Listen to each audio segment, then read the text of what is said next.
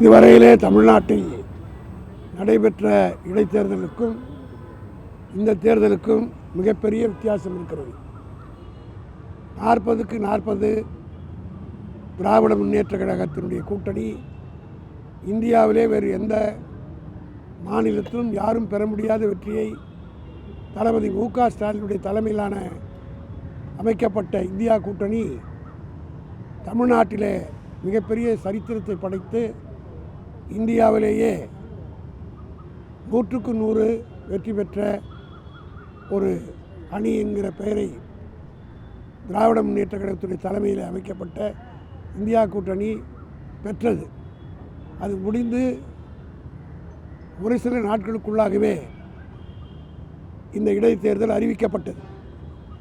இந்த தேர்தல் அறிவிக்கப்பட்டு வேட்புமனுகள் தாக்கல் செய்யப்பட்ட நாளிலிருந்தே தமிழ்நாட்டு அரசுக்கு, தளபதி மு.க. ஸ்டாலினுடைய தலைமையில் இருக்கிற அரசுக்கு இதுவரையிலே இந்தியாவிலே வேறு எந்த ஆட்சிக்கும் இடைத்தேர்தல் நேரத்தில் வராத சேலஞ்ச் எல்லாம் தளபதி மு.க. ஸ்டாலினுக்கு ஏற்பட்டு, குறிப்பிட்டு சொல்ல வேண்டுமானால் விக்கிரவாண்டி தொகுதிக்கு மிக அருகாமையில் ஒட்டியதை போலவே இருக்கின்ற கள்ளக்குறிச்சியில் ஒரு சோக சம்பவம் நடைபெற்றது.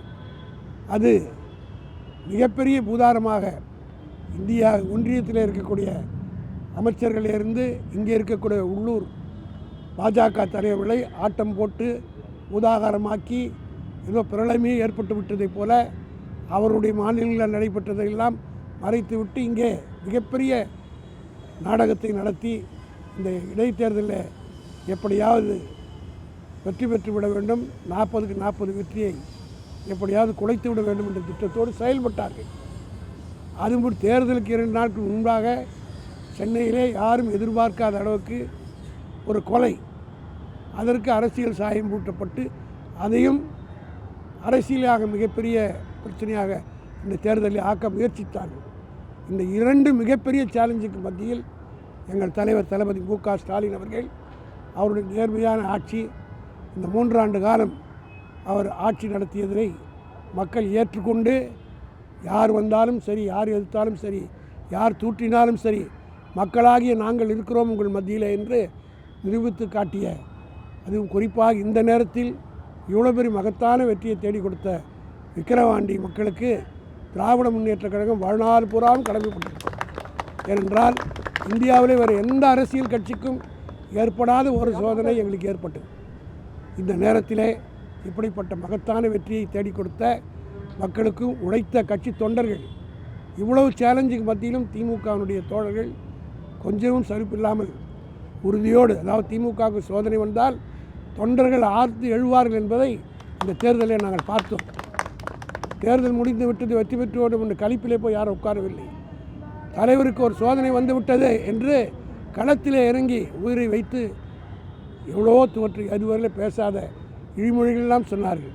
10,500 பேர் மக்கள் தான் கொண்ட ஒரு கூட்டம் இந்த நாட்டை ஆள்வதா என்று ஜாதியை எல்லாம் தூண்டிவிட்டு பேசியவர்கள் முகத்திலே கரியை பூசியிருக்கிறார்கள். இது தமிழ்நாட்டு அரசியலில் மிகப்பெரிய, அதாவது மக்கள் எப்பொழுதும் தெளிவாக வாக்களிக்கக்கூடிய ஒரு நாங்கள் என்பதை நிரூபித்திருக்கிறார்கள்.